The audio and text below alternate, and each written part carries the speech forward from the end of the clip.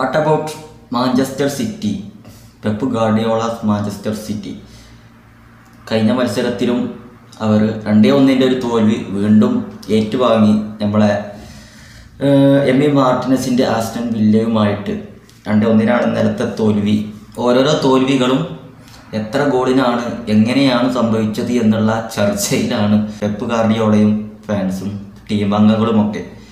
കാരണം നിരന്തരമായിട്ട് തോൽവികൾ ഏറ്റുവാങ്ങുമ്പോൾ എവിടെയാണ് പിഴക്കുന്നത്, എന്താണ് ചെയ്യേണ്ടത് എന്നുള്ളൊരു വസ്തുത പോലും നമ്മൾ പെപ്പിന് ഇപ്പോൾ മനസ്സിലാവുന്നില്ല. ആ ഒരു അവസ്ഥയ്ക്ക് എത്തിക്കും ടീം. പ്രസൻറ്റിൽ അദ്ദേഹം അവർ കളിച്ച 12 മത്സരങ്ങളിൽ 9 മത്സരങ്ങളും തോറ്റിക്കുകയാണ്. വെറും ഒരു മത്സരമാണ് ജയിച്ചത്, 2 മത്സരങ്ങൾ സമനില. ലാസ്റ്റ് കളിച്ച 12 ഗെയിമുകളുടെ റിസൾട്ടാണിത്. ഇപ്പോൾ സിറ്റിക്ക് എവിടെയാണ് പേക്കുന്നത്, സിറ്റിക്ക് വല്ല ശാപവും തട്ടിയോ എന്നുള്ള ചർച്ചകളൊക്കെ സജീവമായിട്ട് നടക്കുന്നുണ്ട്. അതിൻ്റെ ഇടയിലാണ് നമ്മുടെ ബ്രസീൽ സൂപ്പർ താരം റിച്ചാർഡ്സന്റെ പേര് ഉയർന്നു കേൾക്കുന്നത്. അതായത് വിനീഷ്യസ് ജൂനിയറിന് ബാലൺ ഡി ഓർ കിട്ടാത്ത സമയത്ത്, അല്ലെങ്കിൽ റോഡിയുടെ പേര് അവിടെ അനൗൺസ്മെന്റ് ചെയ്ത സമയത്ത് റിച്ചാർഡ്സൺ പ്രതികരണവുമായി എത്തിയിട്ടുണ്ടായിരുന്നു വിനീഷ്യസിന് സപ്പോർട്ടുമായിട്ട്. അതൊക്കെ കൂട്ടിക്കുഴച്ച് റിച്ചാർഡ്സൺ ഇങ്ങനെ ഒരു കാര്യം കൂടി പറഞ്ഞതായിട്ടുള്ള റിപ്പോർട്ടുകളാണ് ഇപ്പോൾ, ആ ഒരു പോസ്റ്റൊക്കെയാണ് ഇപ്പോൾ റിച്ചാർഡ്സൺ പറഞ്ഞതായിട്ടുള്ള കുത്തിപ്പൊക്കി വരുന്നത്. അതായത് പ്രാവശ്യത്തെ ബാലൺ ഡി ഓർ വിനീഷ്യസ് ജൂനിയറിന് അർഹതപ്പെട്ടതായിരുന്നു. ഒരു പക്ഷേ അദ്ദേഹത്തിന് കിട്ടിയില്ല എങ്കിൽ, അങ്ങനെ സംഭവിച്ചില്ല എങ്കിൽ ഭയങ്കര ഒരു മോശം കാര്യമായിരിക്കും. അതായത് ഭാവിയിൽ എന്തെങ്കിലുമൊക്കെ സംഭവിക്കും എന്നുള്ള രീതിയിൽ റിച്ചാർഡ്സന്റെ പോസ്റ്റ് വന്നതായിട്ടുള്ള ഇപ്പോൾ മീഡിയകളിലൊക്കെ കുത്തിപ്പൊക്കുന്നത്. റിച്ചാർഡ്സന് സിറ്റിയെ ശപിച്ചു എന്നുള്ള വസ്തുത. ഏതായാലും മാഞ്ചസ്റ്റർ സിറ്റി ഇന്ന് ആസ്റ്റൺ വില്ലയുമായിട്ട് 2-1 തോൽവി ഏറ്റുവാങ്ങി. ഹാളണ്ട് പോലുള്ള താരങ്ങളൊന്നും നമ്മളൊന്നും അവരിൽ നിന്ന് പ്രതീക്ഷിക്കുന്ന രീതിയിലുള്ള പെർഫോമൻസ് അവർ കാഴ്ചവെക്കുന്നില്ല.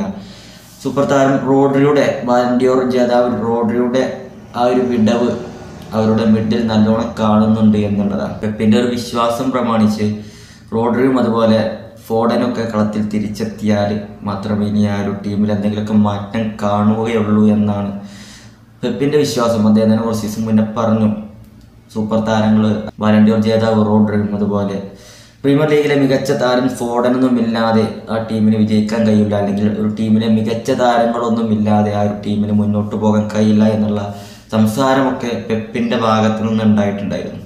ഏതായാലും അവസാനം കളിച്ച ഈ ഒരു റിച്ചാർഡ്സന്റെ ഈ ഒരു പോസ്റ്റ് കുത്തിപ്പൊക്കാൻ വേറൊരു കാരണം കൂടിയുണ്ട്. റോഡ്രിക്ക് ബാലൺ ഡി ഓർ കിട്ടിയതിന് ശേഷം ആണ് ഈ ഒരു റിസൾട്ട്. 12 മത്സരങ്ങൾ കളിച്ച മാഞ്ചസ്റ്റർ സിറ്റി അതിൽ 9 തോറ്റ് 2 സമനിലയും 1 ജയവുമായിട്ട് ഈ ഒരു സ്റ്റാറ്റസ് ഇപ്പം നിലവിലുള്ളത് റോഡ്രിക്ക് ബാലൺ ഡി ഓർ കിട്ടിയതിന് ശേഷമാണ്.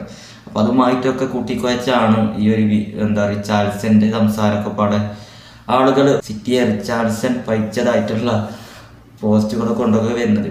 ഏതായാലും പെപ്പ് അദ്ദേഹത്തിൻ്റെ ടീമിനെ കൊണ്ട് ഇനി എന്താ കട്ടെന്നുള്ളത് ഒരു കൊടുത്തല്ല. കാരണം എന്ത് ചെയ്തിട്ടും ഒക്കണില്ല, ആ ഒരു ലെവലിലാണ്. പുതിയ അവസ്ഥയിൽ തന്നെയാണ്.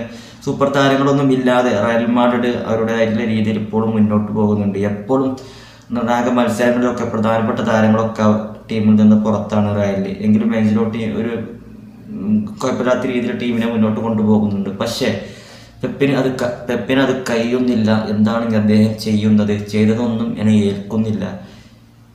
ഒരു ലോകത്തിലെ കോച്ചാണ്, അദ്ദേഹത്തിന് ഒരു ടീമിനെ മേക്ക് ചെയ്യാൻ അല്ലെങ്കിൽ ബെറ്ററായിട്ട് കൊണ്ടുവരാൻ കഴിയുന്നില്ല എന്നുള്ള ചോദ്യങ്ങളൊക്കെ ഒരുപാട് ഉയരുന്നുണ്ട്.